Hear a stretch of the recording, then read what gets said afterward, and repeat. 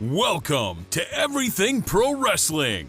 Everything Pro Wrestling is a show by the fans, for the fans. And here's your host, Conrad Cushman.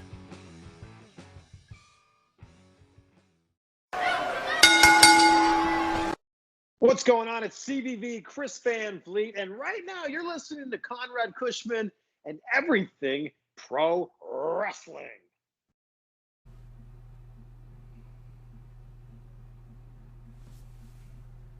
We made it. 100 episodes of the podcast officially. Folks, welcome to Everything Pro Wrestling. Everything Pro Wrestling is a show by the fans, for the fans. I am your host, Conrad Cushman, and we are back today with an Everything Pro Wrestling Q&A video. This one is all about the fans because without you, I wouldn't have made it to 100 episodes, wouldn't have been able to do it, and I appreciate everybody who is getting on YouTube right now, checking out the video. Really dope. This can also be found on audio forms. You guys can find it on Apple Podcasts, Google, Spotify, wherever you listen to your podcast on, you'll more than likely find me. We're on iHeartRadio too now. I haven't mentioned that in a while, but you guys can find us on there. Just type in Everything Pro Wrestling. Same thing here with the YouTube channel. If you guys are liking the content on YouTube, do me a favor, hit the like button. It's absolutely free. You guys can give it a V trigger, an elbow drop off the top rope. It doesn't matter. Hit the like button for me. It helps out. More people can see the video. It pops up in their recommended sections, and that's where we want to be. Most people find these videos just by clicking on them, so thank you guys for that. Also, if you're in the chat, get live, man. I want to hear you guys talk about some things. Get in here. Let me know what you're thinking. We got a lot of questions to answer. I'm going to try and make sure I don't mess this up and get to everybody's question because people started sending me questions from all over the place. I'm overwhelmed. I'm very, very happy with all the questions that I got. Cannot complain. It's going to be great. Let's see who we have in the live chat right now as we speak. We have Mr. Jesus DeLeon. Jesus, what's going on, brother? Doug is in the house chanting EPW. I appreciate you.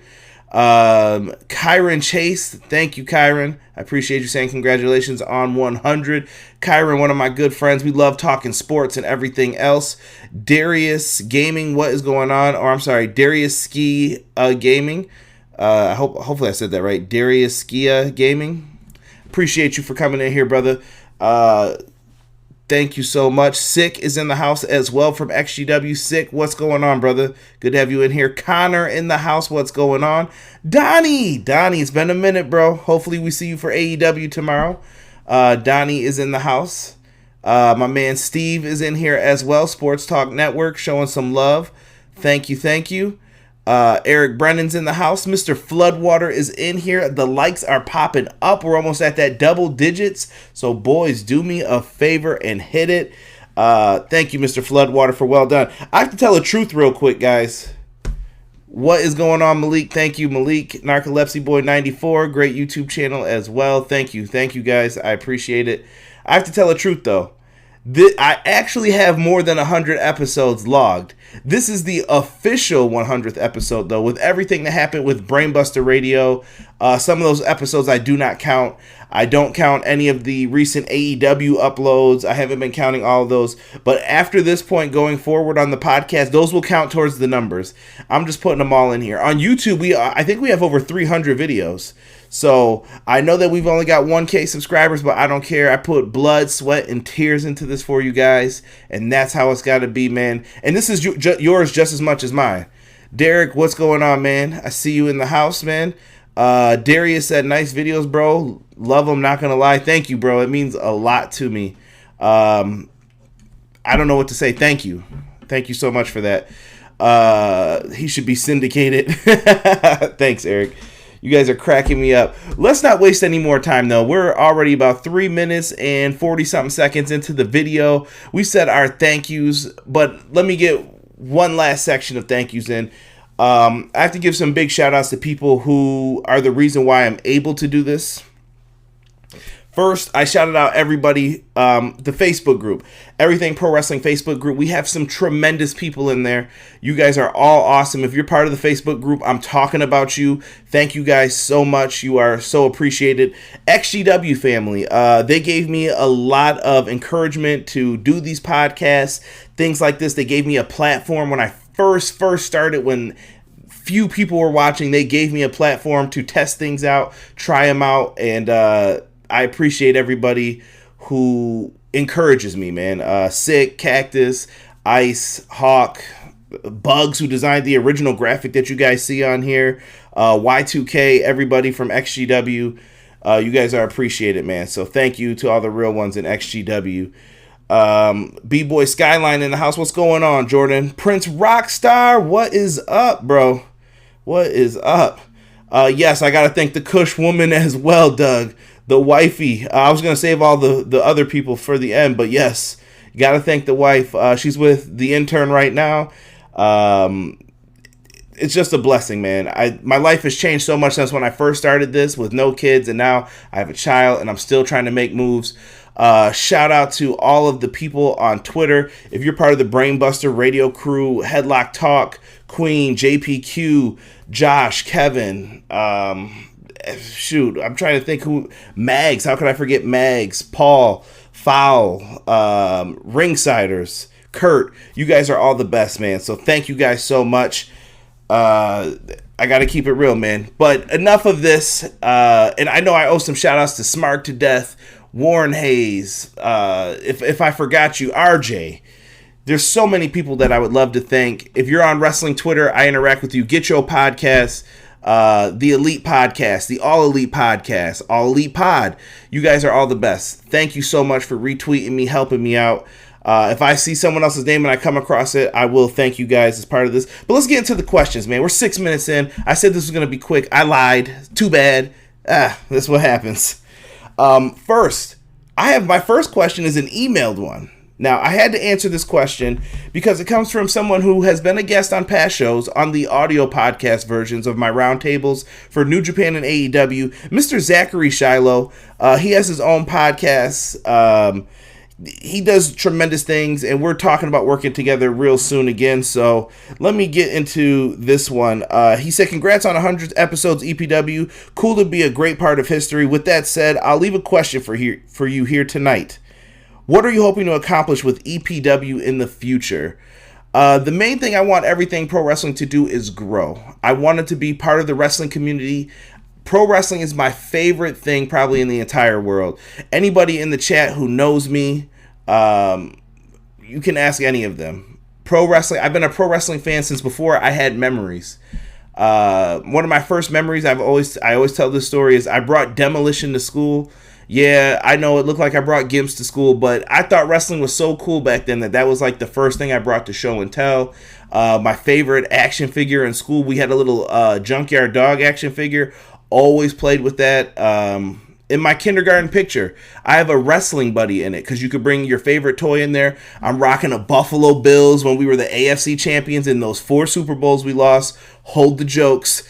And so I've always been a wrestling fan. And the main thing that I want to accomplish is putting out good content and just being able to interact with the wrestling community and hopefully making some income from this. I want to do big things in the world, and it's kind of nice to work for myself. It's fun. It's great. And it would be really cool to, I don't know, get like a Sirius XM radio show. Have the YouTube channel get a little bit bigger. Maybe one day work for a wrestling company behind the scenes or doing a podcast for them. Who knows? But wherever this road leads, I'm on it for the ride right now. So let's do it, man. Right? I've got to interview great people like Chris Van Vliet, Marty the Moth Martinez. I've interviewed wrestlers from Impact Wrestling. You can go all over. Check the archives. Retro Anthony Green, right before he signed with Evolve, and then I said I had feelings that he would appear on like major television shows. Boom, a little later he ends up on the WWE Network for an Evolve show. Dude, absolutely amazing. That I can't believe all the stuff that's happened. I interviewed Conrad Thompson. I never thought that would have happened. I got to interview the Podfather himself. It's just a crazy ride. So Let's see, where do we want to start here? Twitter or Facebook with the questions here. Connor says, I have supported for a while. Laugh out loud. Much love, brother. Thank you. Why is he an Android on the screen? Oh, boy. People are saying join the Derek order. You guys cut that crap out tonight. Malik Murray, I get a question. You think that Charlotte Flair is a spoiled brat and she does not need to beat someone at WrestleMania? No, I think that Charlotte Flair is not spoiled. I think Charlotte's really a great wrestler. I think Charlotte's just overexposed at this point in the wrestling business. Very, very tough to be Charlotte Flair. To step in your father's footsteps, to go out there. I just think WWE pushes people a little too hard sometimes, or Charlotte's been the most available one. I get it. She's one of the top ones in the company. Absolutely. I can agree with that. But you just have to watch how you push people. Good question, Malik. Six said, no doubt CJ is the most knowledgeable guy I know when it comes to wrestling. His knowledge often amazes me. Thank you, Sick. Yeah, Sick. I appreciate it, man. I love the conversations we have personally, too, about our professional careers and everything else. I am going to first start off here with, you know what? Let's start with the Facebook group. Facebook group's coming up first here. So everybody put in the questions. If you use the hashtag AskEPWShow, it popped up. This is what we were doing, and the questions are coming in. So let's see what everybody's got for us here. First question comes from Casanova Frankenstein. I don't know if that's your real name, brother, but I like it. He says, what do you think Owen Hart's career would have looked like if he hadn't passed away early? That is a tough question. I feel like Owen Hart could have been a WWF champion when you go back to the time of like 1994 when he was feuding with his brother, Bret the Hitman Hart. Around that time, Bob Backlund got the title. I feel like you could have gave that title reign to Owen Hart. You could have did it a little bit earlier, let Owen rock with the belt, and then Diesel would have eventually got it anyway, and then Bret could have won it back. So everything could have been right in the world if they would have just did that. But I think it helped that Bob Backlund was the one who got squashed in 8 seconds to Diesel. But towards the end of Owen's career, I felt like him being in tag teams, it was great. Owen in the Nation. Owen Hart was just an accomplished wrestler. Love him. I really wish this dude could be in like the WWE video games or be in the Hall of Fame. I feel like his legacy is kind of forgotten. Same thing with Brian Pillman a little bit. I'm glad his son's wrestling because it brings up his name more and more often, as it should be in my opinion. Owen Hart went down as one of the legends. I do think that Owen may have left pretty soon in the industry. I don't think Owen was ever going to win a world title towards the end. I think Owen Hart would have just continued on being like the Blue Blazer, and maybe they would have went back to him being like the King of Hearts one more time or a serious competitor, but he was really good. And I think he would have just ended his career where he was, maybe as a tag wrestler here and there, popping up, getting some great programs, and he would have maybe came back after retirement to do an angle or two. Thank you for that question. Next up, we have a question from Eric Brennan. He said, where do you see the business as a whole in 5 years? And will you ever go to streaming services? I'm sorry, he said, will everything go to streaming services? Things like that, etc. Thank you for the question, Eric. Where do I see the business going in 5 years? As far as professional wrestling, I see growth, but I also see some shrinkage possibly happening. When I say shrinkage, what do I mean? I think the smaller companies are going to get, they're going to run into hard times. I think money is not going to be as, what's the word I'm looking for? Available. And I think that we are going to see some of these smaller companies disappear. I don't know if that's going to apply to the indies of the smaller companies, or if that's going to apply to someone like an Impact Wrestling. We're going to have to see what they do on these television deals, but these guys need to make the moves now, so I respect MLW, Impact, Ring of Honor. These guys are going to have to make changes because I do think WWE, AEW, and New Japan, they're here to stay, so that's the way I see it. And will everything go to streaming services? Yes, I think that cutting the cord is a real problem within this country. I know many people who are in this chat right now have told me that they have cut the cord when it comes to buying cable. Cable to me is a passe thing. I would not have cable if it wasn't for my father. My dad is a huge New York Yankees fan. If it wasn't for him, I don't know if we would have cable. I mean, what does my son watch? PBS, that's like a free station basically. And even the shows he watches, you can go online and watch them. My wife and myself, we watch a lot of things that stream on Netflix, WWE Network. There's other ways to watch some of these other things. Wink, wink, nudge, nudge. But do you really need cable anymore? Make this stuff affordable so people could watch it. You make it affordable, I watch, you advertise towards me, I have more money, I'll go out and buy it. Everybody's just trying to get your dollar at the end of the day. But I do think streaming services will be the way to go in the future. And I would not be surprised if those big WrestleMania, Money in the Bank, SummerSlam, if those shows wind up on streaming networks or on big cable companies like Fox, ESPN in the future. Let's see here. Hey, what's going on? Ayman Bori, he said he's from Algeria. Algeria is in the house. Good to have you in here, my brother. If you guys enjoyed the video, hit the subscribe button. Like I said, you guys should get a pretty cool pop-up that comes up during all of this as well. Six says he disagrees. He said, I think Owen would have been a WWE champion. He definitely would have won it off of Brett during one of their rivalries had he lived longer. Yeah, but I don't know if he would have stayed, though, because Brett had just left, and he stuck around for a little bit after that, but it was kind of that awkward period, like, oh, I fired the rest of your family, but not you. Like, I don't know what they were going to do with Owen during that time period. Lucrative is what you wanted to say. Thank you, Derek. Six said F cable. Let's see here. Malik Murray's got a question. Why is Ring of Honor bad now? It was a good... Wait. It was a good company. I don't think Ring of Honor is bad. I think they're in the lulls a little bit. Ring of Honor is trying to figure out what they want to be. Their identity has been taken from them by NXT, AEW. The style of wrestling they had was once unique. It's no longer unique. So what is Ring of Honor now? What makes Ring of Honor different? It was their wrestling for a long time. Hell, I loved them in like 05, 07. They were doing things that none of the other companies were doing. Now it's kind of like, they've been copied. And they lost their identity. And losing the Elite didn't help either. You know? Just depends. Steve from Sports Talk Network, another great YouTube channel, chimes in and says, I like cable of many shows, but I do like watching things like the Hallmark Channel, murder mysteries, and everything else, but I get it. And I'm not saying those things will go away, Steve. They'll probably still be relevant, but they're going to be relevant on a network subscription base eventually. Illegal cable, if you can read that on here. Stop it, Flood.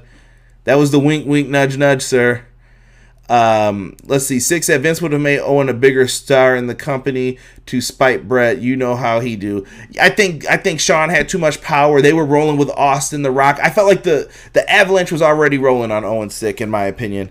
But we got a lot of questions, so let me get back to this. Let me roll through this here. Next one comes from Doug. He says, how much fish could Bobby Fish fry if Bobby Fish could fry fish? That is a good question, my good man.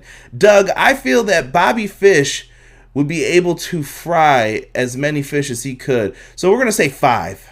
I think Bobby Fish could fry 5 fish if he could fry fish. That was tough to say. BJ in the house. BJ from Run the Ropes. Thank you for your support to the show, my brother. BJ says, will AEW still be compared to NXT in 5 years? Or will it be battling the bigger shows? Ooh, tough question. I think in 5 years, AEW will be compared more so to WWE than one brand of WWE, if I could say so myself. I think WWE's landscape's going to change, especially if ticket sales for live events keep halting up. I think they need to lower the ticket prices possibly to get people into these shows and make the money off of, you do an occasional live event here, something special there. People want to see the television shows now, man. They want something quality. They want the bang for their buck. So I do think AEW will be compared to the WWE in a larger sense in 5 years. That's what I'm hoping. Just my opinion on that one, BJ. Thank you for the question, sir. R-Dub, another person from Run the Rope, says, where would we be if Shawn Michaels went to WCW in 1997? Shit. That's tough, man. Shawn Michaels, to me, is one of the guys who kept WWF together. He threatened to leave so many times, but if Shawn Michaels had left, do I think they would have been in trouble? I don't think everything would have ended, but I think that it wouldn't have been called 83 Weeks for Eric Bischoff's podcast with Conrad Thompson. It might have been called 98 Weeks. It might have been called something else, but I do think that WCW would have put the hurt on them a little bit longer. I don't know how close they were to going out of business. I've heard it's been exaggerated a little bit, but if Shawn would have left, I think it would have been a big blow to morale within the company. You still had guys like Undertaker, Brett, Sid, Steve Austin on the rise, The Rock. So there's still talent that was coming up, but Shawn Michaels leaving would have really hurt the main event scene at that time. Good question, R-Dub. Good question. Sean Harrington's in the house. Thank you, Sean. Someone who also always shows up and supports the show. Appreciate you, brother. He says Ring of Honor for years really were more sports oriented. I enjoyed that, like what they do with AEW now and rank people. The match quality was off the charts. Bobby Fish could fry way more. He's from Boston and they love their fish and chips. Love it. I see people talking about Ricochet in the chat. I don't know why I could even do this to myself with Ricochet. Let's get here to Taylor Lawrence from the Everything Pro Wrestling Facebook group. New member, but I appreciate her. She has been coming in with some good conversation. So thank you, Taylor, if you get the chance to listen to this. If you could go back and choose one match from WrestleMania and change the outcome of it, which match would it be and why? Easy. We are going back to change the streak. I really wanted to joke around and say Shawn Michaels WrestleMania 26, but I won't do that. I think I would change the streak's ending. The reason for that is because I think the streak was worth so much more when it was intact, and think of all the matches and how much more they would mean. Even if The Undertaker came out the way he did, the streak's on the line here. This could be the one he loses. Imagine Undertaker John Cena with the streak intact. It would mean so much more than now when Taker comes out, ever since like 31, and then when he lost at 33. I was there live and I thought the man retired and he didn't. But they really teased it like that was the end. And instead what ends up happening is we get Taker in these matches and they kind of just feel like a spectacle, like, oh, it's the Undertaker. Put him up on the charts and let's see what we could do with that, you know? I would change that ending, put the streak back there, and make your company a little bit more money while you're doing all of this in that time. Let's see here. Let's see. Sean Harrington's going back to the Shawn Michaels question we just got. Shawn Michaels went to WCW. I can't see someone called Michael Hickenbottom headlining in WCW. Rob says, let me see. Michaels would have been feuding with Eddie and Jericho in the Land of Giants. Brett would have worked through his 20-year deal and also would have never feuded with McMahon. Damn, that would be very different, Rob. Who is the best general manager in WWE? I'm trying to think of who I enjoyed the most out of the GMs that we had. I am going to go out on a limb and say I think Teddy Long had the best tenure overall.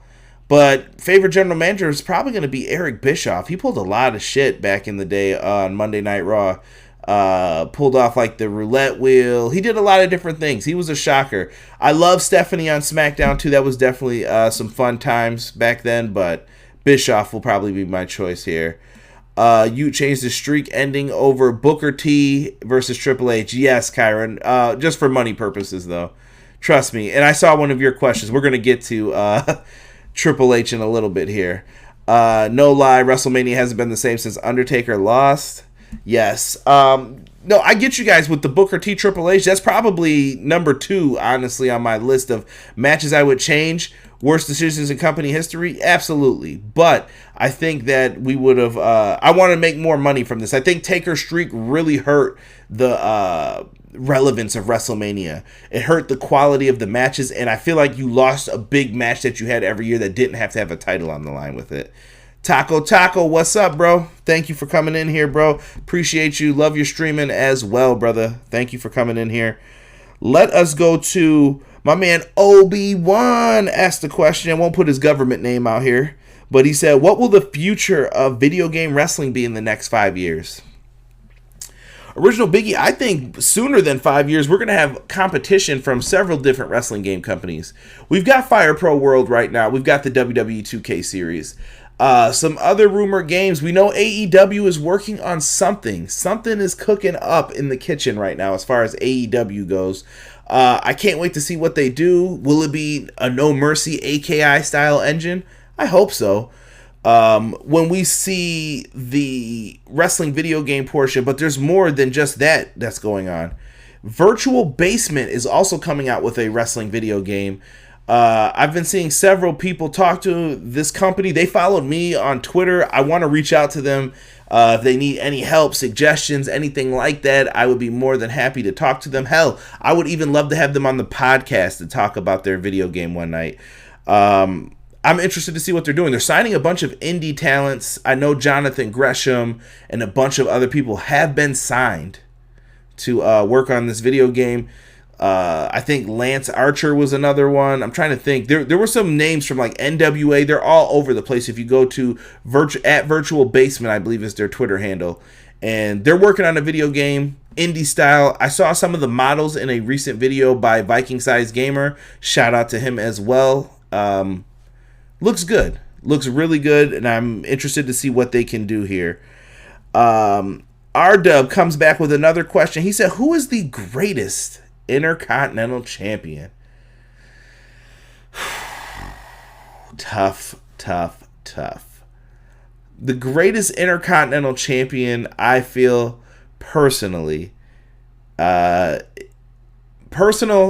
Michaels, but if I had to pick who's the greatest, I'm going to probably go out and say Chris Jericho. He was someone who could always carry the Intercontinental title with pride, go out there, put on some banger of matches. Same with Shawn, though, during the time period. Chris Jericho is probably my greatest Intercontinental Champion of all time. Donnie brought up Retromania. Thank you for that. NFL 2K is coming back. I see people talking about. Here's the thing, though, with NFL 2K, guys. Just a quick little disclaimer. NFL 2K cannot make simulation games, is what it sounds like. We're going to have to wait and see what that means, though. That's some real contract legal stuff. Glenn Hunt in the house. What's up, Glenn? He said AW shows scheduled moving forward because of the coronavirus. I'm sick of that damn virus. Tired of that shit, Glenn. Hopefully we don't have any problems because next week, AEW Rochester, we don't need any issues with that. Sean Harrington says, I have no problem with Taker losing, especially that Taker. He was hurt and already downgraded. Yeah. I just think you could have got more out of the streak. I think the streak should have never ended, and it was something that you could have always just played off of, though, Sean. For the long money. I still think people care about Undertaker enough that they pop for him, and I think if he never lost that streak, people would still care. Donnie brought up Def Jam Fight for New York. I would love to see a remake of that. Macho Man is the greatest IC champ. Rob, he's definitely in my top 5, obviously. Sean Harrington says Teddy Long was the best GM. The only thing with Teddy Long is you knew you were getting a tag match player or a match with The Undertaker. And it was just like, damn it, come on. When I see the IC title, I picture, Brett, Sean, Perfect, Jericho, and he who we shall not speak of. Let us get back to the questions. Doug, if you were head booker, who would you have had the Fiend, or would you have had the Fiend in the title picture so soon? And if not, how would you build to it? Doug, good question, good sir. I wish Derek was here for this one. The Fiend easily would have been built up the same way he came in. He would have defeated Finn Balor, and I think you could have really played on people's fears of him. I would have booked him against some of the up-and-coming new guys, give them some experience in there. The Ricochets, Ricochet was on a losing streak at that time. You could have put him against The Fiend. And you slowly build him up against like R-Truth on Monday Night Raw. You could have did a match with insert whoever you want's name here, No Way Jose. And in all honesty, I've been proposing this for a little bit. I think The Fiend should be a multi-dimensional character. And when I say that, I mean he has like split personalities. One week we may see The Fiend, and I think you save him for special events like the pay-per-view, the big feuds. And why doesn't he come out as Bray Wyatt some weeks? And then you have him come out as the Firefly Funhouse version of Bray. And you just have his movesets change. Which character is he going to be when he comes out? and have Bray get into this mindset of being someone different for each personality that he comes out as. Could have been something really dope. And then I would have slowly built to Bray winning the Royal Rumble, going against people's fears, and him possibly in reverse role taking the title from Roman Reigns at WrestleMania. That would have been how I booked it. Mark Smoke from the Facebook group asks, is the saturation of available content hurting or helping professional wrestling? I think that it is helping a lot of people on YouTube channels such as myself. There's a lot of channels that focus specifically on one thing. I know that there's like the NWA podcast. Those guys do a great job. You have people who are just AEW. I brought up Tiffany and Kyle, the All Elite podcast folks. Andy has his own All Elite podcast. So many of them out there, and they can focus on specific content. Some people are just WWE. JD from New York. I tend to try and be everything pro wrestling. So I try and talk about a little bit of everything. So one week you may hear me talk about MLW. The next week I could talk about NWA. There's so many things to talk about. So it helps us on a smaller scale. On the larger scale, I do think that people will get burnt out with so much wrestling. There's so much now that I can't keep up. Back in the day, you had WWE, WCW, ECW, and maybe you would occasionally watch like your local indies on a local channel.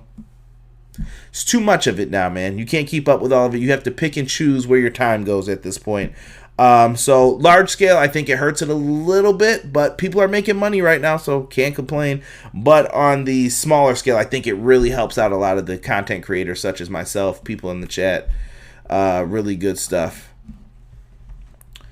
I am seeing some craziness in the chat right now. I see Champ Santino Marella, Flood. We're going to have to boot you out, sir. Come on now, talking that Santino. Fiend should have fought Braun Strowman instead of Rollins. Yeah, they rushed through that all day. Jeremy Harris, what's going on, brother? Good to have you in here. He's at Rhea Ripley all day. Hell yeah. Hopefully you guys like that. I know that I didn't have any women on the thumbnail art. I thought they should be in here because it's Women's Month in March. Just trying to show some love. Who was the best tag team in 2006? Shit. I don't know. I'm going to say the Hardys, but Chris Harris and James Storm might have been America's Most Wanted, might have been number 2 at the time. I don't know. That was tough during that time period of who was the best tag team. I'm going to say the Hardy Boys, though. Let's get back into these questions, though, because we got to truck through some of these now. Flood says, when or how long do you see AEW waiting to either take on Raw or SmackDown in the weekly ratings? I think it's going to be a slow build, Flood. I would say 3 to 5 years, give them. Raw and SmackDown have their audiences that tune in every single week. Actually, I saw Raw's rating, and it seemed like Brian Alvarez was astonished by it. I'm not surprised by what we're getting from them lately. Oh, some people are asking about London and Kendrick. Love London and Kendrick, but I never thought they were treated as well as they could have been during that. I felt like they were kind of lame duck champions. My favorite tag team to pick in the video games, but Hardy Boys. Hardy Boys. Let me see here. Flood said, is there an ultimate dream match for you that you would be willing to travel to see? A WrestleMania match in the UK if it ever happened. So when you asked me this question, Flood, it led me to doing a lot of thinking. Is there a match that I would go all the way over to the UK to see? Number one, I've never been to the UK, so I would look for any excuse to go over there. But I think one matchup that I would love to see would be CM Punk versus Stone Cold Steve Austin. I don't know why that matchup just reminds me of so many great things. If you guys have ever played WWE All-Stars, they had like they did these video hype packages for each of the matches, and CM Punk versus Stone Cold always had this magic when they faced off for any of the video game stuff. And I really think you could have done that match at the height of Punk's career. So I'm just going to throw that one out there. If CM Punk wanted to come back for that one, that would be easily a match that I would love to go and see. Let me get to Doug once again. Oh, Doug. Doug messed me up on this one. So he said, if you had to strip and name all new champs for all the belts in WWE, who would they be? And that's any and all companies. This SOB, right? All right, so let me see who I could pull out of my backside here. For NXT UK, I would give Finn Balor the UK Championship and build that brand off of his back right now. If he's not going to be in NXT, why not have him hold the championships while he's down there? Now, for the NXT Women's Championship, we're getting that bad boy off Kaylee Ray, and I would go back with Toni Storm and see what she could do.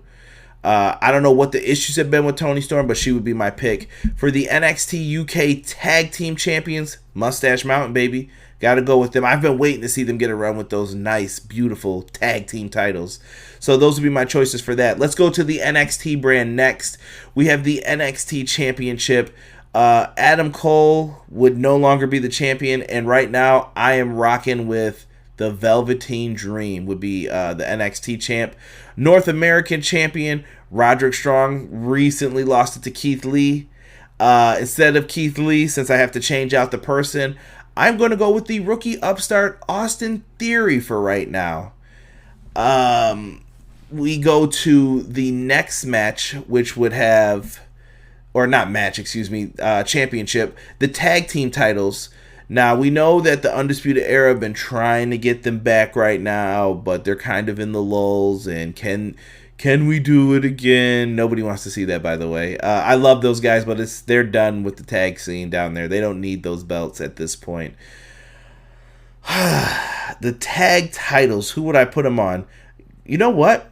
I'm going to go on a limb and say the Grizzled Young Veterans. I do like Pete Dunne and Matt Riddle as the champs, but Grizzled Young Veterans, why not? And for the NXT Cruiserweight Championship, I'm going to go with Tyler Breeze because Breeze deserves it. He busted his ass at NXT for years. And the NXT Women's Championship, which currently belongs to Rhea Ripley, we would get a new champion in King Kota. Dakota Kai would be my choice to be the NXT Women's Champion right now. To the SmackDown brands, the SmackDown brand currently has the Universal Champion belt off Goldberg, and I would go with, right now, Roman Reigns to be the world champ. Yeah, I know, boo me, I don't care. The Intercontinental Champion is currently Sami Zayn. I would definitely have that bad boy on Daniel Bryan. I think Daniel Bryan can put on some banger matches with Shinsuke Nakamura, so we would give that to D-Bra. The SmackDown Tag Team titles would have to go with, instead of Miz and Morrison, you got so many weird teams at this point. Heavy Machinery's got to be the choice, right? Simple as that. The Women's Championship over on SmackDown, I can't honestly say I care. Give it to Sasha Banks. We'll go to the Tag Team Championships for the women's. Instead of Asuka and Kairi Sane, I feel like throwing these things in a dumpster because they're never defended. But go with Natalya and Beth Phoenix. The 24/7 champion starting on Raw. Riddick Moss is the champ right now. God, I don't even know. You'd have to give it to Eric Young. I'm just going to flip it to him. The Raw WWE champion is currently Brock. I'm going to go with Drew McIntyre to be the WWE champ. The United States Championship. Can we redesign that belt, please? By the way, all the other belts have been redesigned like 2 times. US, it's time. Big time. Gotta happen. We got Andrade with the belt right now. Give it to Cedric Alexander. Let's mix it up. The Tag Team Championships, Street Profits currently have them. I would say flip that out and give it to the Undisputed Era. Let them do something with those titles. Bobby Fish and Kyle O'Reilly. And the Raw Women's Championship, Becky Lynch, Shayna Baszler. See, Doug, not that bad. I see people talking about Crime Time, Mick Foley and John Moxley in the chat. WWE need to put the UE on the main roster this year or next year. Where's Mustafa? Mustafa Ali, I think, is the person who's been getting those vignettes, Prince Rockstar. Kurt Angle versus Chad Gable. People are going in with some of these matches here.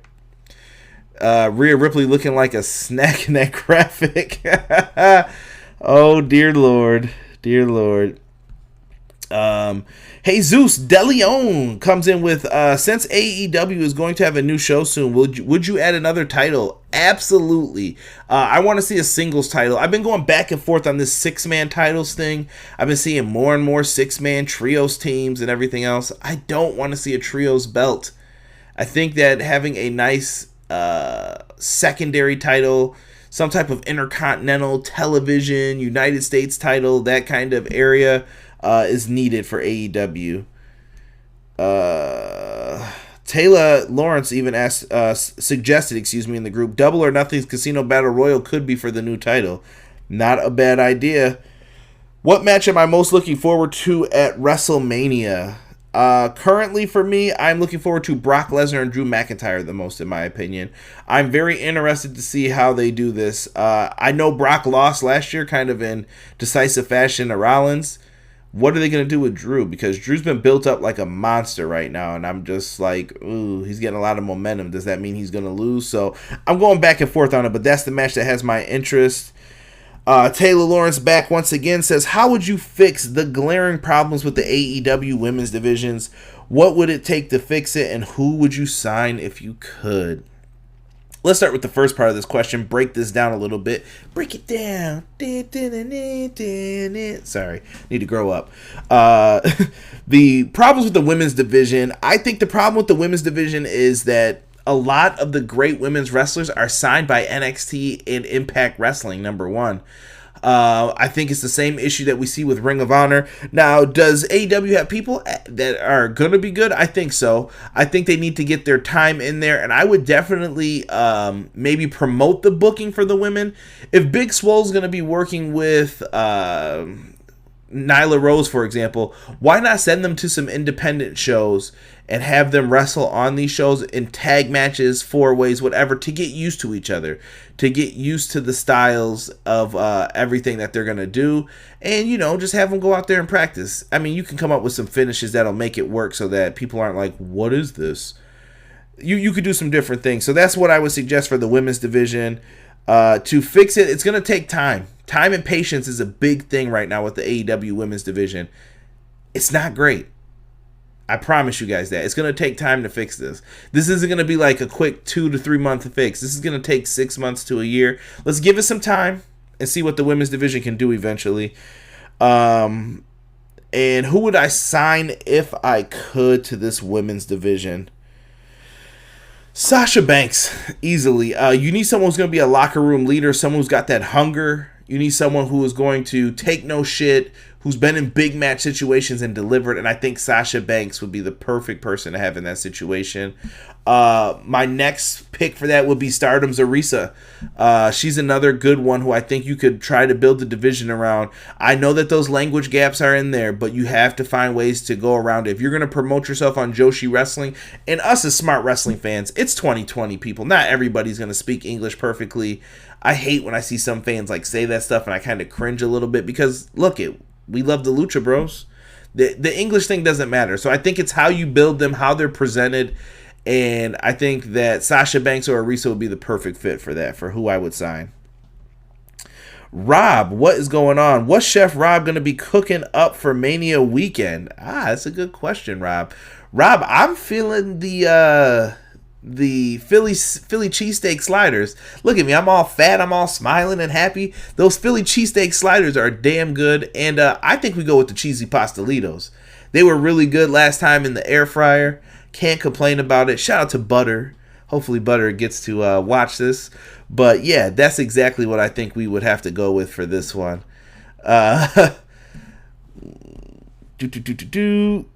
Next. Rob says, who has the bigger upside as a future main eventer in their respective companies? And he lists the following: Darby Allin, Keith Lee, Marty Scurll, Kota Ibushi, Willie Mack, or Ricky Starks. I definitely see all these guys becoming a world champion eventually. Biggest upside. So to me, Willie Mack being an Impact is going to be tough. Ricky Starks in NWA, I thought he was going places, and then he lost that television title pretty quickly to the outlandish one. Marty Scurll, I feel like, is the boss, so he's going to have to kind of temper with what he's doing right now in Ring of Honor. Keith Lee and Darby Allin were my final two, like who it came down to, Rob. And when you look at what Keith Lee and Darby Allin are currently doing, I feel like Keith Lee could be one mistake from getting screwed up. Look at what's happening with Ricochet right now. I know people were bringing that up before in the chat, and you just can't, man. You can't know what WWE is going to do. You could piss someone off by not shaking a hand, something like that. So that's the only reason Keith Lee wasn't picked, because of the WWE factor in this. I'm going to go with Darby Allin. I think he has a huge upside. This dude has the crazy look, the killer music. People love this guy. He's a skateboarder. He paints half of his face. He doesn't care if he dies. He does stupid stuff that makes me cringe, but he is so good at his job. So I think Darby Allin has the biggest upside out of everybody, man. I think Derek said Rob should cook up the effing wings. Butter is our boy and a damn good. Butter is a chef, actually, in real life sake. Butter is the shit. We'll have to definitely talk about this. Rob said Jamie Hayter. We could always use a little bit of Jamie Hayter in our life. Love her in Stardom. If you guys haven't, definitely check her out. Let me see here. People are talking about Nick Aldis versus Mr. Perfect in the chat. That would be a dope match. Miz versus Ric Flair.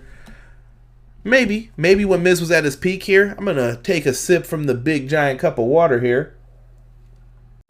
Ladies and gentlemen, we interrupt this sip of water to bring you a word from our sponsors, and then we will be followed up by 2 exclusive podcast-only questions.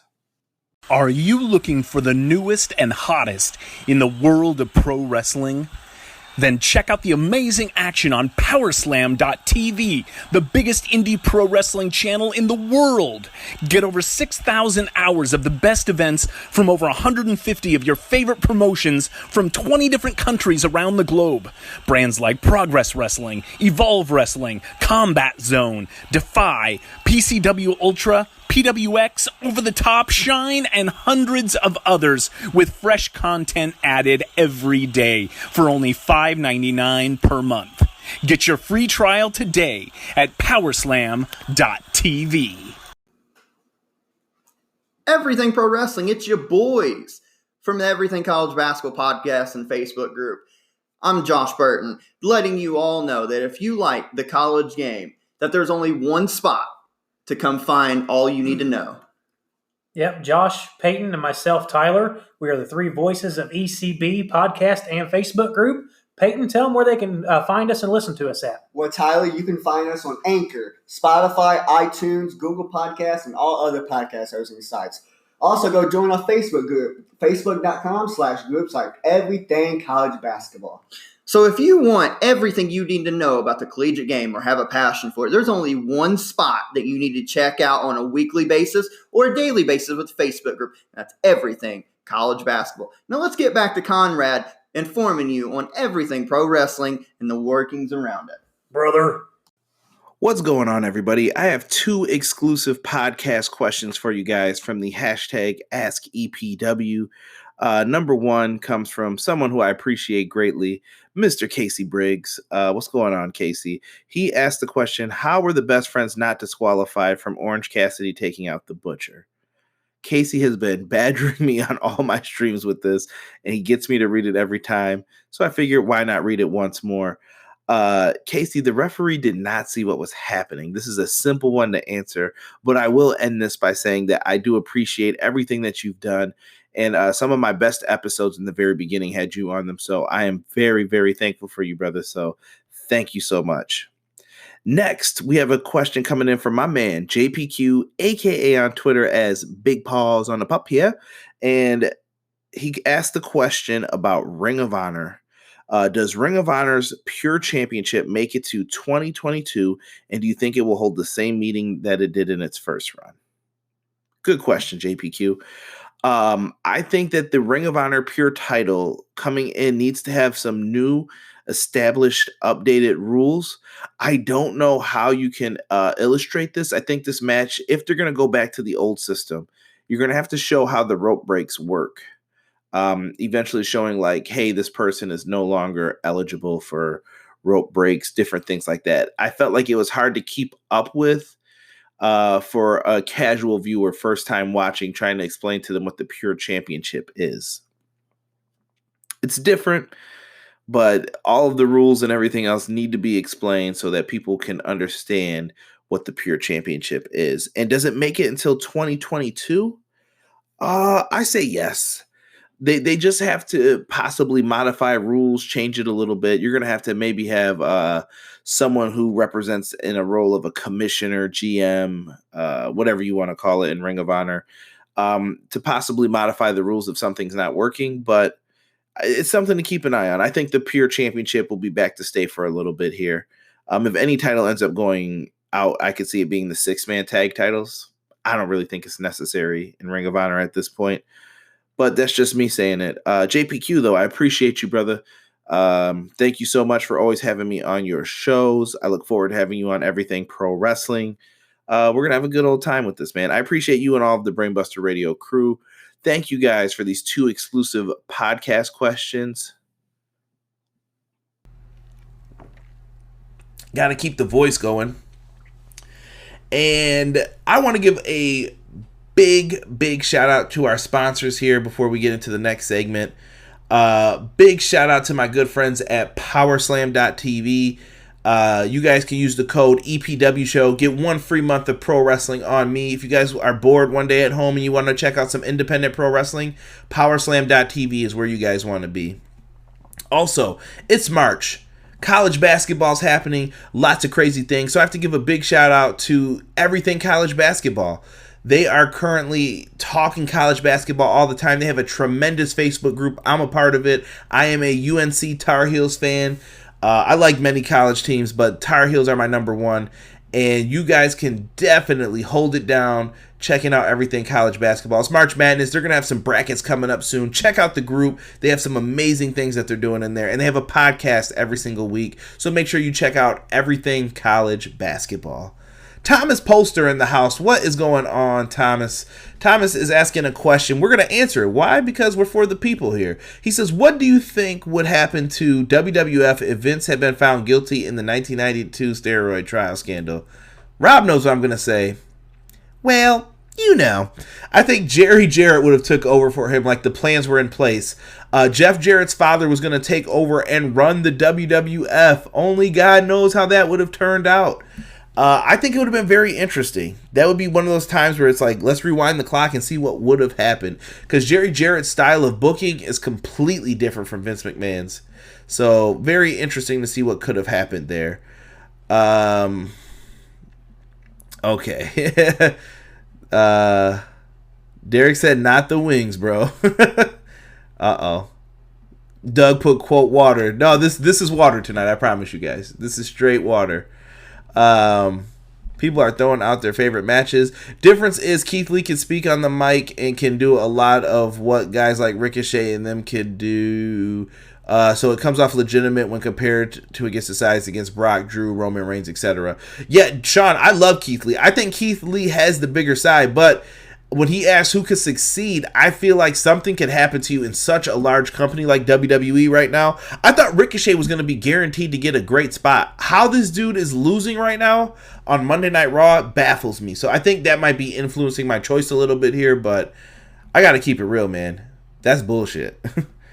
I want to see why Paige is on SmackDown. Yeah, it's going to be on Friday SmackDown. I still don't care, but I hear you, Rockstar. She should have an interesting segment, though, on SmackDown this week. Vince would have ran thing from his cell phone like Paulie on Goodfellas shit. You could call him the Don. Sean says Paige is managing Nia Jax. Yeah, I've been waiting for Nia to come back. She's been gone for far too long. So that does it for the Facebook questions.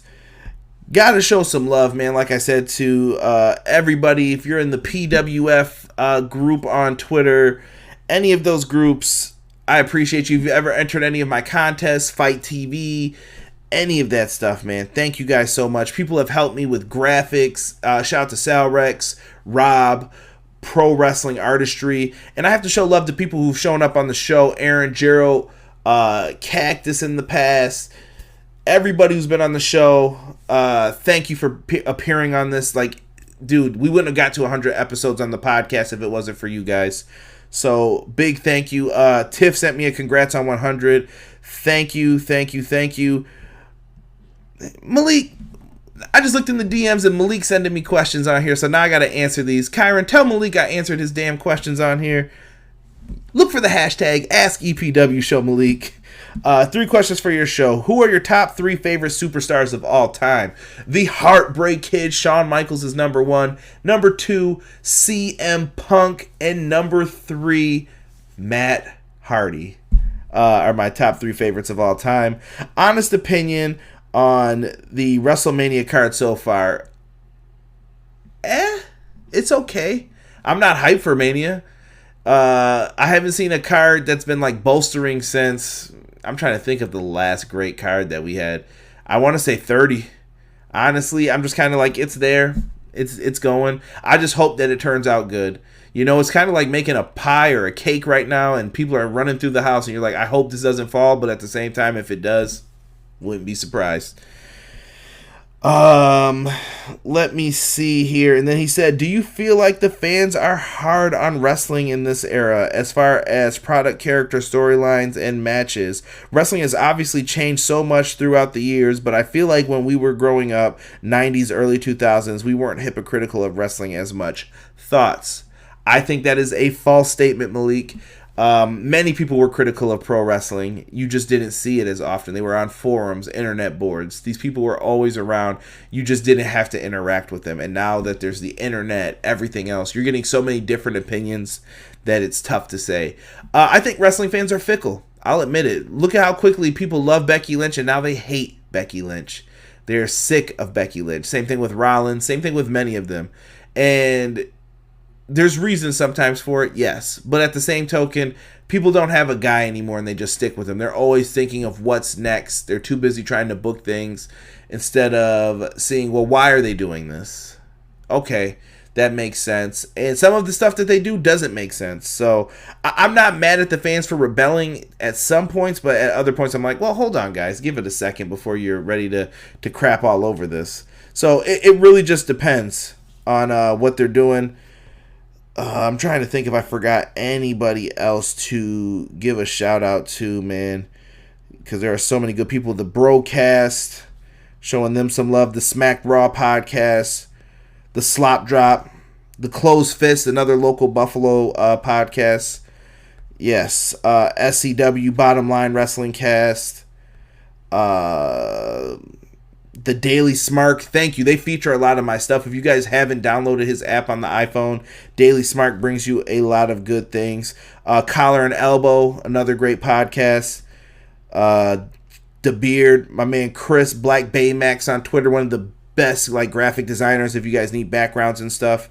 The Shining Wizards podcast, WrestleSode, Gimmick Minute, Wednesday Night Wallop, Fabe from Fight TV, Pod of Honor, PWR, Solid Monster, whoever. Thank you guys so much, man. If I forgot anybody, I apologize. Matt Lopez, I know that he's someone who's very supportive, always sends me the latest Ring of Honor news. So for that, Matt, I thank you, good sir. And you know what I just did? Oh, is this it? Here we go. Let's get with the Twitter questions real quick, guys. I know a lot of people are in here and they may have to pop off. I have a question. The Bella Twins in the Hall of Fame, what the F? Yeah, they got to be in there, man. They went through a lot with them. They were in the stopwatch era. The Hall of Fame's a figment of Vince's mind, man. You know, that's just what it is. Let's start with the Mountie. Shout out to Mountie's Corner. He's usually chilling with me, Malik, Kyron, Steve. Mountie asks, do you think WrestleMania could be canceled this year due to the coronavirus? Mountie, I'm going to answer this with something I read. Vince McMahon did not cancel a B pay-per-view when someone passed away in his ring. He damn sure ain't canceling because of some virus.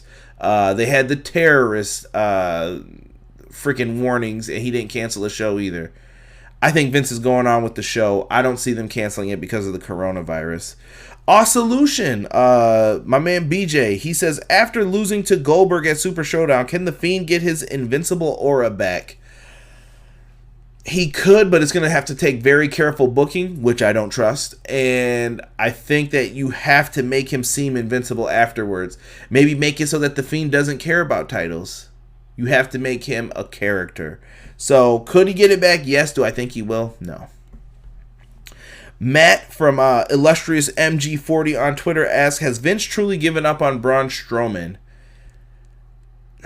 I don't think he's given up on him, but I think he wants to see something out of him. What it is, I don't know. There's definitely something personal going on between all of them.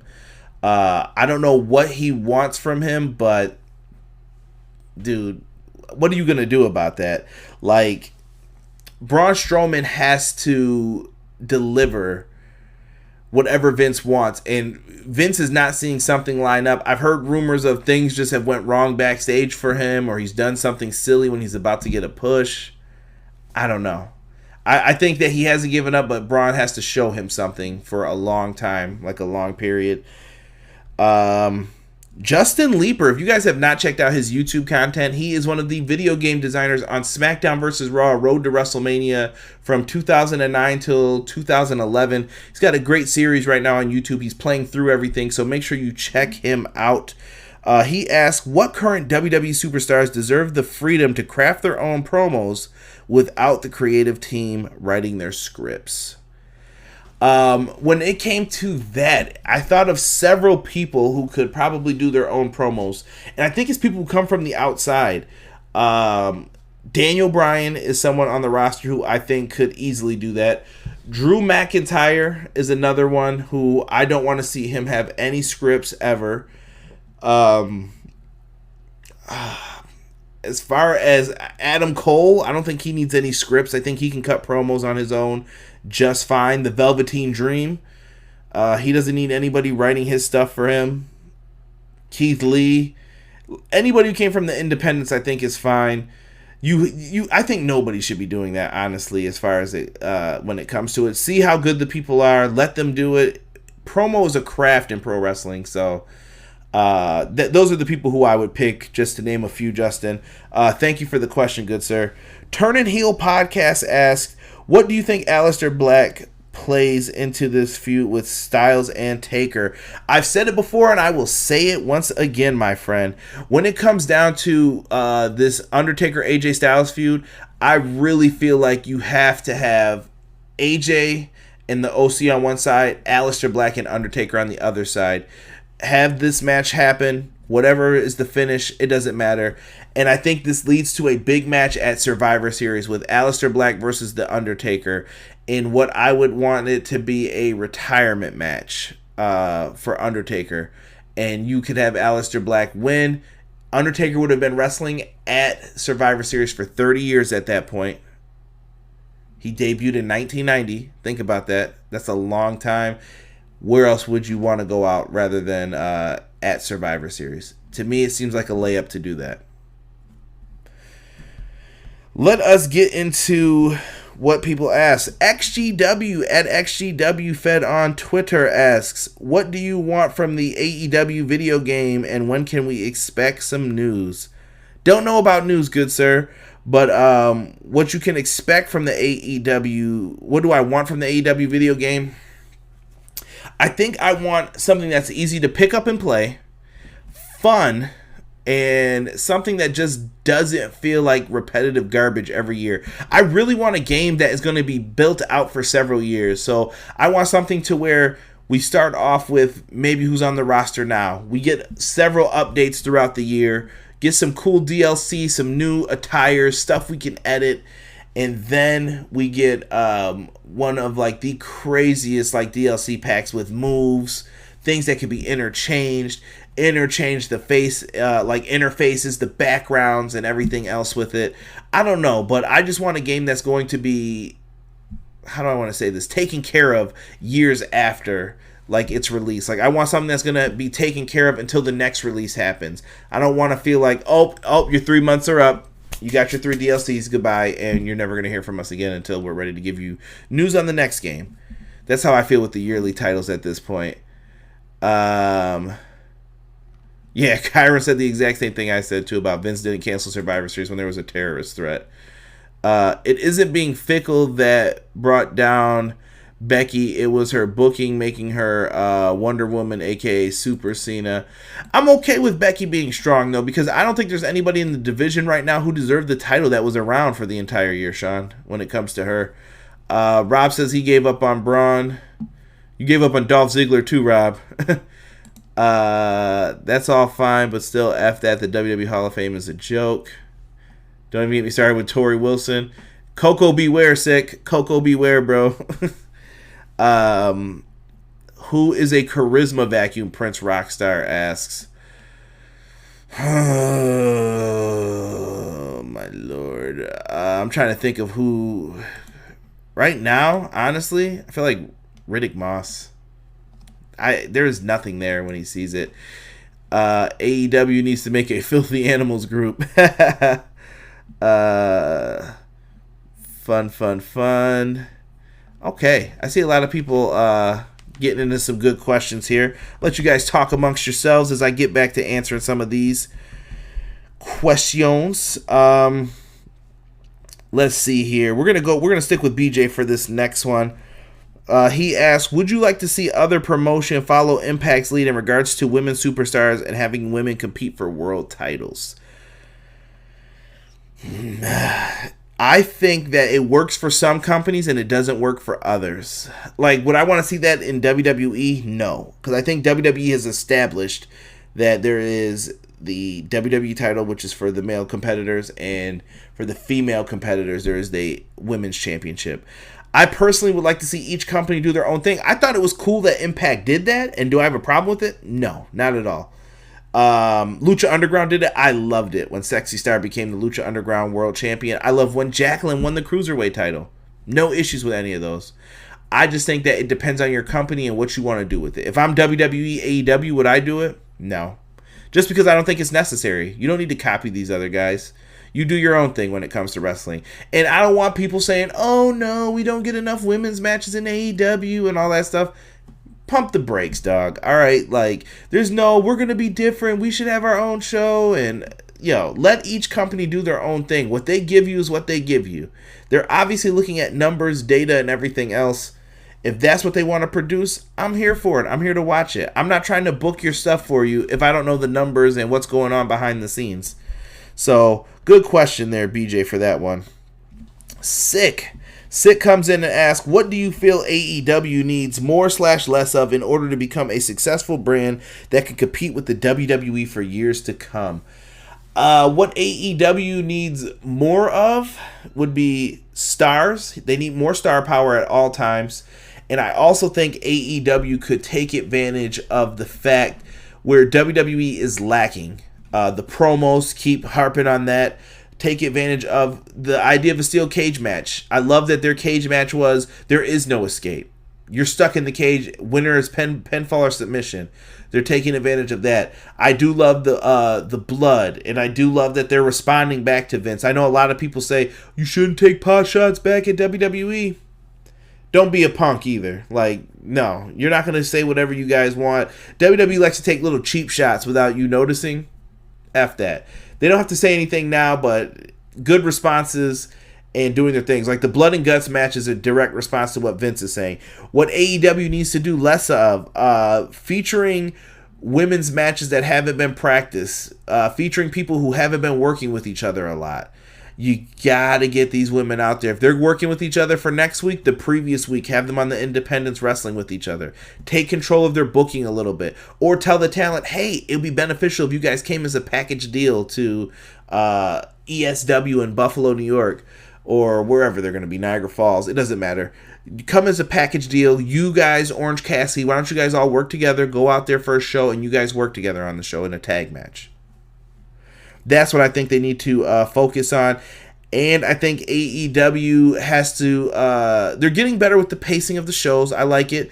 upgrade the audio more, and I think they need to also look at what is the next designs for AEW stages, things like that. I just want to see what they're going to be able to pull off. I don't want to see that stage 2 to 3 years from now. It's a lot of long-term things that I think they need to focus on in the later years. Sick comes back with another one. He says, if top wrestling companies came together for one night to promote a show, what would your dream match card look like? I personally don't know about the beginning, middle of my dream card, but the main event would definitely be John Cena versus Okada. That is a beast-ass match.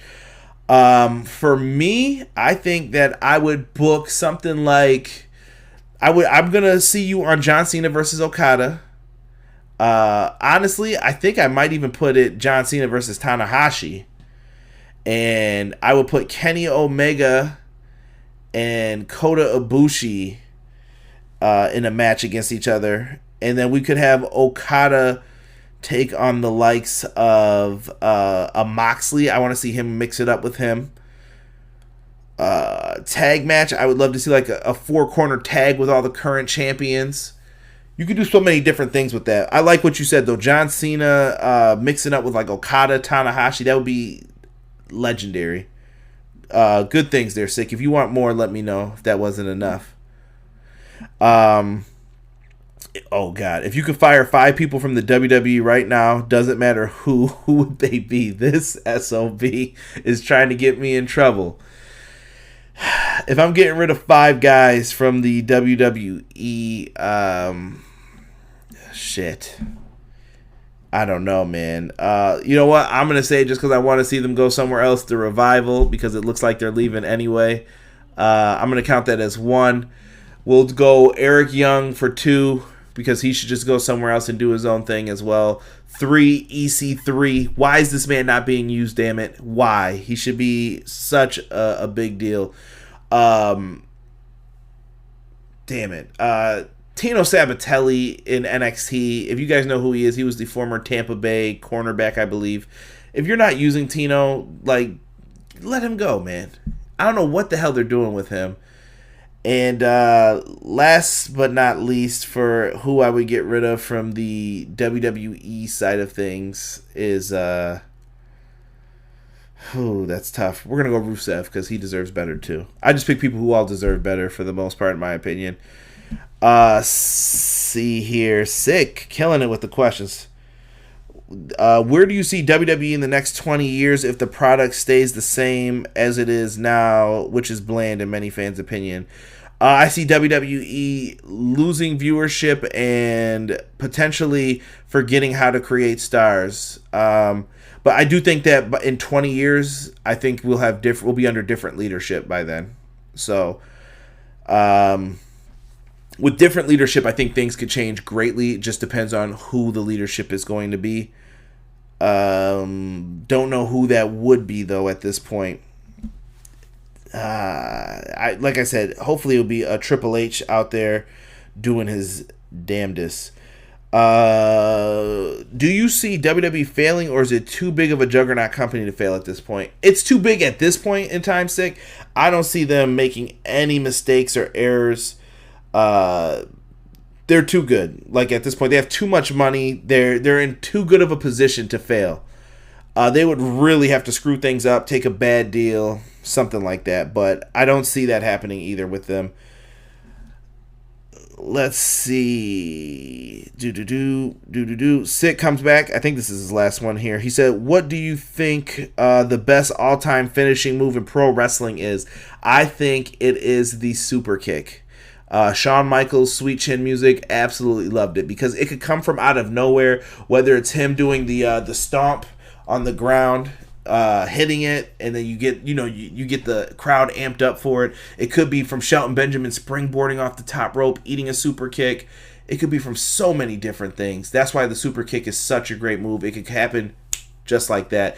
RKO and Diamond Cutter were up there for that too, but Shawn Michaels is my favorite of all time, so we're going to go with the Heartbreak Kid, Shawn Michaels.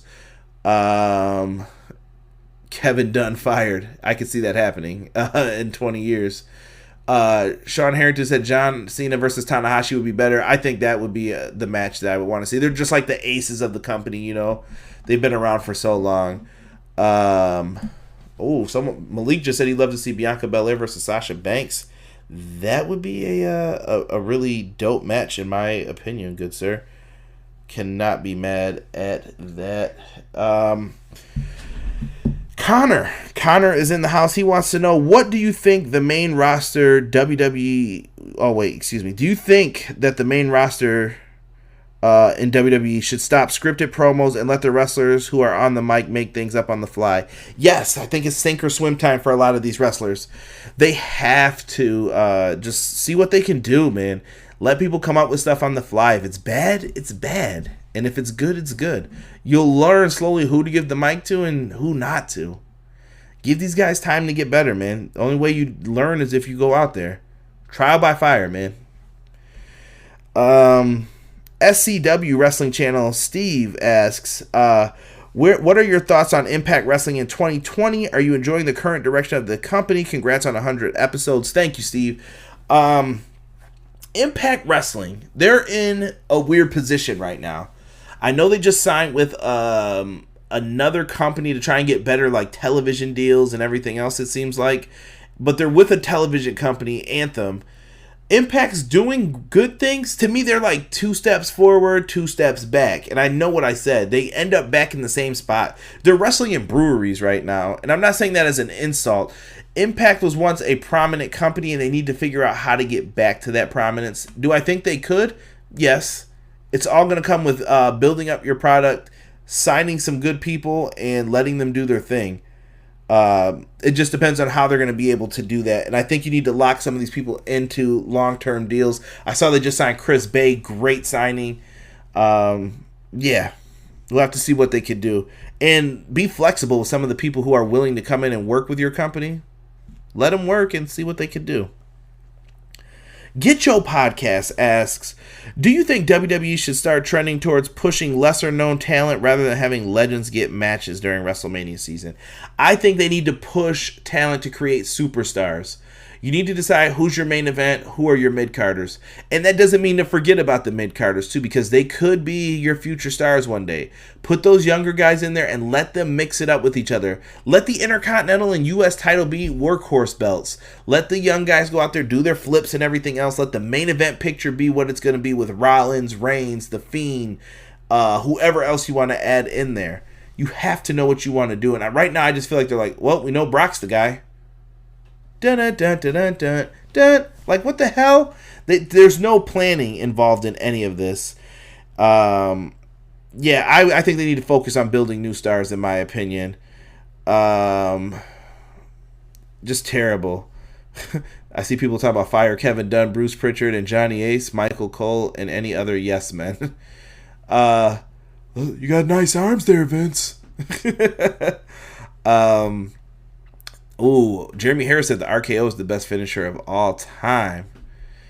Okay. I don't know if I would fire all those guys either, Sean. I think some of them have something of value to offer, but it's just, what is it? You'd have to be behind the scenes with them and dig a little bit deeper into them, because I think Bruce has good ideas for some things, and other things you're just like, oh, you're way off, bro, on that. But who doesn't? I mean, it's all creative mind stuff. Hindsight's 20/20 with a lot of bad decisions too.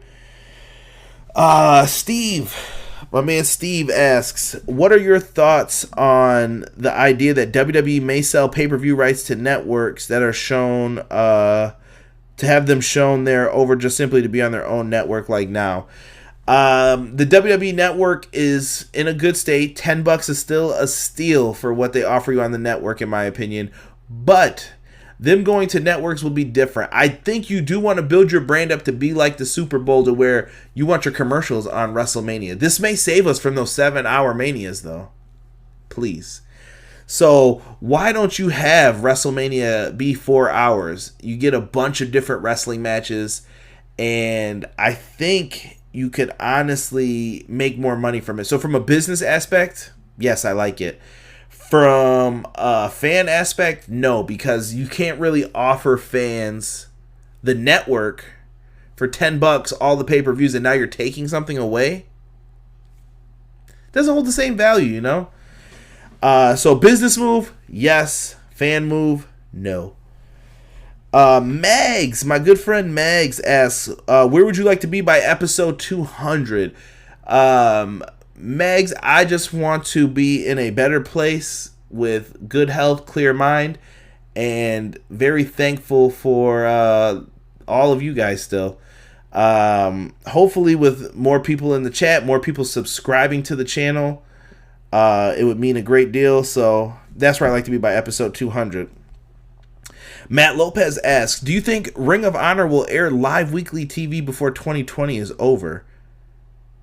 No. I think they're going to still stick with this taped broadcast style that they've been doing. Hopefully it's a little bit shorter of a time period, but I just don't see them going live yet. I don't know why. I think it's too tough with how the syndication works in all the different areas. And who do you think will take the championship off Moxley? I don't know. I feel like it's going to be Kenny Omega or Hangman Page, depending on what happens with that storyline. Those are the two guys who I can see doing it right now. So I'm going to go on a limb and say Kenny Omega because of the match they had previously. I think he's going to want to avenge that. Kyron Chase, what are your top 10 favorite Triple H matches, moments? Kyron, why do you do this to me, brother? My top favorite Triple H matches or moments. Trying to figure out how I would want to think of this. I'm going to go for number 10, Triple H, when he was Hunter Hearst Helmsley versus Rocky Maivia for the Intercontinental Championship. Always enjoyed those matches when they put those on. I thought that was a fun feud before they even got feuded into the big leagues. Next up, I'm going to say at number 9, Triple H and Katie Vick scene. So many people probably hated that, and I know I am a sick man for this. But I laughed so hard at the scene where Triple H was in the casket holding the spaghetti saying, "I screwed your brains out." It was so stupid. It was funny. I was just like, what is this, dude? And I can't believe in the stories afterwards you find out that they actually shot that at a church. So stupid. I enjoyed number 8, Triple H getting the opportunity to like run Monday Night Raw with Stephanie back in 2000, I believe it was, when they first got together after Armageddon. I thought they did a really good job as a power couple, running things and doing all that stuff. Really good. What was the next one? I think I'm at 7. Number 7 would be the formation of Evolution. I think that was really good for what they did. You basically got to work with Ric Flair, and you pumped up Randy Orton and Dave Bautista. Made a Hollywood star out of one. The other one is a great wrestler still today. Who else did we have for great moments with Triple H? I would say the 2-man power trip would come in at number 6 for me with Stone Cold and Triple H. And I'm just spitballing these off the top of my head. Don't hold me to these in the future. 2-man power trip. I like that. Triple H, smartest businessman ever. He knew Stone Cold wasn't losing the world title, so I'll team with him instead. Very smart of him to do that. Taking on like the Hardy Boys. They beat up Lita pretty bad a couple times until Triple H ripped his quad against Benoit and Jericho. They had some fun matches with that. Number 5, that moment where he lost the WWF title to Chris Jericho on Monday Night Raw and then convinced Earl Hebner to give it back to him, and then Triple H beat him up anyway after he promised not to. Dirty bastard! Triple H taking over DX would be number 4 when he said, "You got to go to your blood. You got to look to the Click," bringing back X-Pac and adding the New Age Outlaws to DX. Number 3 would be his match with Mick Foley at the Royal Rumble. Really great street fight, one that you cannot forget. He had some amazing moments with Mick Foley. I thought they did a really good job with that. I'm going to put Shawn Michaels and Triple H's entire feud from like 2002 till 2004 on there. I thought that was a really great feud. A blood feud amongst two friends. Allowed Shawn to come back to the ring. Bloody battles. I know towards the end it was kind of tiresome, but they did some really great matches no matter what at the end of the day. And my number one Triple H moment is his feud with The Rock. I think that him and The Rock had the best chemistry, and you could put Triple H versus The Rock on any card, any day. That is one of those matches that is the Attitude Era, in my opinion. Really good. So those will be the moments that I will give up for Triple H. Kyron, don't ask me that question again. And we are to the final question, which comes from Noob and Company 1991. What are some big time matches you are looking forward to post WrestleMania 36 season? And congratulations on 100 episode. Thank you, Noob. Big time storylines looking forward to after Mania. I'll be damned if I had any right now, bro. I would like to see what they do with the Johnny Gargano-Tommaso Ciampa feud. I'm very interested in that in NXT. I want to see what happens with the Undisputed Era after WrestleMania. Kind of seeing where they go from there. And I would be most interested in a draft because I think that the rosters are not working for me anymore. Need a little bit of a change up or something. So let's see what they do. If they keep the draft, get rid of it. But those would be some of my favorites here. See if anybody tried to sneak in a last second question. We do not have any more on there for that. This show was all about you guys though, man. I always say it's by the fans for the fans. That is no gimmick. That is no joke. I truly do mean that. And big shout out to Rob, Derek, Donnie, Brandon. I know these guys appear on the show quite often in the background. Dio, what is good, my brother? Elijah, what is happening? Good to have you guys in here, man. Yeah, dude, I appreciate you guys, man. Like Dio, I love interacting with Dio on Twitter. Elijah Washington is always in here. This brother is appreciated. And that's what I want you guys to take from Everything Pro Wrestling. I don't ask you for super chats all the time. If you ever gave a super chat, I do have a cool feature that'll pop up for it. I'm not asking you for super chats. And if you do give me super chats, at the point where I am with this whole YouTube thing, it's only getting invested back into equipment, trying to figure out ways to maybe do telephone calls in the future. We're going to figure out something to keep the show interactive, getting fans' point of view. That's what this is all about. I want to hear from you guys, the people who actually have opinions, things to say about it. I know sometimes people may hear it and say, oh, that this dude's talking crazy on here about who he would fire from WWE. It's what the fans want to talk about. That's what it is. And I'm not saying it, but it's what it is. Jesus, don't you ever talk bad about my Buffalo Bills. Kiss my ass, sir. Kiss my ass. Donnie's singing Hard Times. Yeah, we just had so many great moments, man, with 100 episodes in. Love it. Rob said, how come we never got an ECW game with the AKI engine? Timing, license agreement. I think it was timing, Rob, because AKI was on the way out, and they were developing a Backlash game, I think, by the time the ECW one was coming out, the last one. So it was just bad timing, in my opinion. What is your favorite Cody Rhodes match and Marty Scurll? My favorite Cody Rhodes match is probably Cody versus Dustin at Double or Nothing, or the Rhodes Dynasty with Dusty Rhodes in their corner versus the Shield with Ambrose in their corner. I thought those were great. I was there live for that one. That is I almost said a bad word, an effing good match. Really fun for that one. And favorite Marty Scurll match. Give me Marty Scurll and Will Ospreay. I'll take that one any day. Or Marty Scurll, Nick Aldis for the NWA title at last year's Crockett Cup. Oh man, Connor, can't wait for McIntyre versus Jinder Mahal post-Mania. I think they will do something with that with 3-man band. You got to. NFL draft coming. Yes, it is. It is coming. So pray for my Buffalo Bills.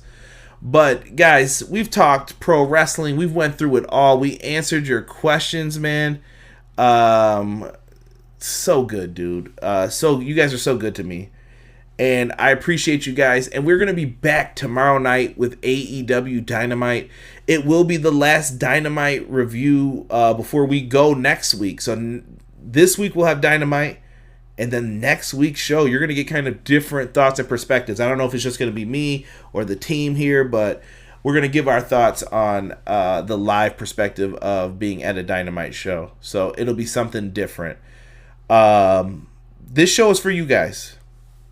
Hopefully some good things pop up and come up from all of this. Wrestling community, thank you for motivating me to be better. And here's to the next 100, guys. This is Everything Pro Wrestling, and I'm out. Peace.